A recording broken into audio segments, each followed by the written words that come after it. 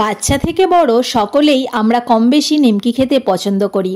তা যদি বাড়িতে বানিয়ে নেওয়া হয় তাহলে বন্ধুরা কেমন হয় বলুন তো।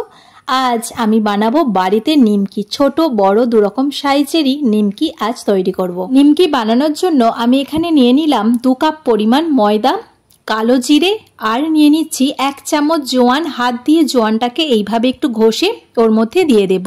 এরপর দিয়ে দেব স্বাদ মতো লবণ, দিয়ে শুকনো উপকরণগুলোকে মেখে নিতে হবে। তারপর এর মধ্যে অ্যাড করব ঘি। এখানে আমি 2 কাপ ময়দার জন্য 2 টেবিল চামচ পরিমাণ ঘি ব্যবহার করছি। এখানে ঘিয়ের পরিবর্তে সাদা তেল দিলেও হবে, তবে ঘি দিলে খেতে বেশি টেস্টি হয়।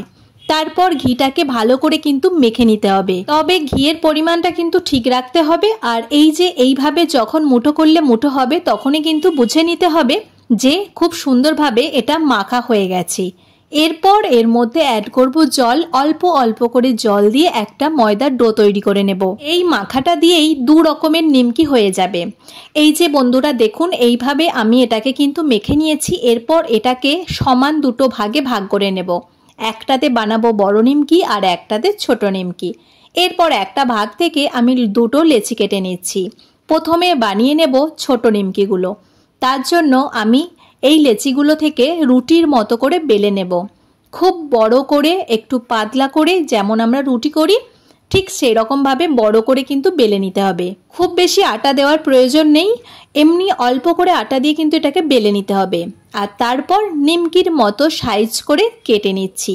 প্রথমে লম্বা করে কাটবো, তারপর সাইড থেকে আরেকভাবে কেটে নেব। এইভাবে ছোট নিমকি খুব সহজেই বানিয়ে ফেলা যায়, কোনোরূপ কিন্তু ঝামেলাও হয় না আর টাইমও খুব কম লাগে। এইভাবে প্রত্যেকটা কেটে নিলাম। এরপর এই টুকরোগুলোকে আমি একটা প্লেটের মধ্যে তুলে নেব। এইভাবে সমস্ত ছোট নিমকিগুলো আমি তৈরি করে প্লেটে তুলে রেখেছি।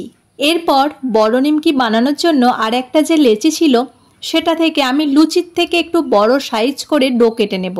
এই যে বন্ধুরা, এইভাবে আমি ডো কেটে নিয়েছি। এবারে ওটাকে বেলে নেব। ওখানে আটা বা ময়দা কিছুই দেব না, এমনি যেমন আমরা লুচি বেলি সেইভাবে পাতলা করে বেলে নিতে হবে, খুবই পাতলা করে। তারপর এইভাবে একটু ঘি মাখিয়ে নিতে হবে। তার ওপর থেকে আমি ছড়িয়ে দিলাম কর্নফ্লাওয়ার, এখানে ময়দা দিলেও হবে। তারপর ওটাকে একটা ফোল্ড করে নেব। এইভাবে মুড়ে নেওয়ার পর ওখানে আবারও একটু ঘি মাখিয়ে নেব। তার ওপর আবার আমি দিয়ে দেব কর্নফ্লাওয়ার, এর পরিবর্তে ময়দাও দিতে পারেন। তারপর আরও একটা ফোল্ড করে মুড়ে নিলাম, ব্যাস। এরপর হালকা করে বেলে নেব। এই বেলার অংশটা কিন্তু একটু মোটাই থাকবে, এই অংশটা খুব বেশি বেলে পাতলা করলে হবে না। এটা একটু মোটা মতোভাবেই কিন্তু বেলে রেখে দিতে হবে, আর খুব বেশি চাপ দিয়ে বেলার কোনো প্রয়োজন নেই। এই যে এইভাবে আমি প্রত্যেকটা বড় নিমকিগুলো তৈরি করে নিলাম। ছোট বড় 2 রকম নিমকি তৈরি হয়ে গেছে। এবারে সাদা তেলের মধ্যে ভেজে নেব। প্রথমে ভাজছি বড় নিমকি। বড় নিমকি ভাজার সময় তেলটা কিন্তু অল্প গরম অবস্থাতে নিমকিটা দিতে হবে, আর গ্যাসের ফ্লেমটা মিডিয়াম রেখে ধরে ধরে ভাজতে হবে। খুব বেশি কিন্তু হাই ফ্লেমে ভাজা যাবে না। আর আস্তে আস্তে কিন্তু নিমকিটা ফুলে যাচ্ছে আর দারুণ খাস্তা হয়েছিল। এইভাবে আমি বড় নিমকিগুলো সমস্তগুলো ভেজে নেব। এরপর আমি ছোট নিমকিগুলো ভেজে নেব। ওই নিমকিগুলোকে দিয়ে দিলাম, দিয়ে এইভাবে নেড়ে চেড়ে উল্টে পাল্টে ভেজে নিতে হবে। তবে লক্ষ্য রাখতে হবে যাতে খুব বেশি পুড়ে না যায়। আমি একটু লালচে করে এগুলোকে ভেজে নেব। আর বন্ধুরা এই যে দেখুন, একদম কিন্তু নিমকি ভাজা হয়ে গেছে। এই একইভাবে সমস্ত ছোট নিমকিগুলোকেও ভেজে নেব।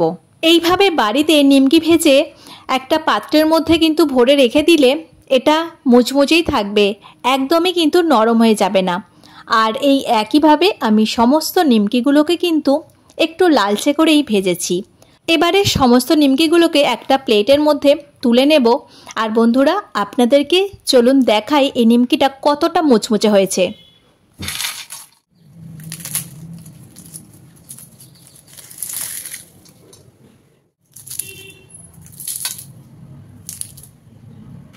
আজকের এই নিমকির রেসিপি কেমন লাগলো তা অবশ্যই কমেন্টে জানাবেন। ভালো লাগলে লাইক, কমেন্ট এবং শেয়ার করে পাশে থাকার অনুরোধ রইল।